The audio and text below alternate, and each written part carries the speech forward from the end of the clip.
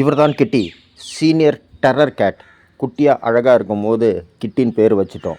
Of course தவறுதலாக வச்சுட்டோம். இப்போ பார்த்திங்கன்னா இது ரொம்ப ஃபெரோஷியஸான கேட்டு. ஈவன் என்னையே தொடக்கூடாது. இதோட ஆட்டிடியூடு வந்து வேறு லெவலில் இருக்கும். மற்ற பூனைங்களாம் வெளியே சாப்பிடும்போது இது மட்டும் தன்னை ராயலாக ட்ரீட் பண்ணணும்னு நினைக்கும். அதனால் தனியாக வந்து வீட்டுக்குள்ளே வந்து சாப்பிடும். எதுவுமே அதிகமாக பேசாது, சத்தம் போடாது. சாப்பிட்டு முடித்த உடனே பால் குடிக்கும், நல்ல நிம்மதியாக தூங்கும். அதுக்கப்புறம் வெளியே போகணுன்னு நினச்சிதுன்னா கதவாண்ட வந்து நிற்கும், திரும்பி பார்க்கும், அதிகபட்சம் ஒரு மியாவ் சொல்லும், கதவு திறந்து விட்டால் போய்கிட்டே இருக்கும். கிட்டி பை பை போறியா?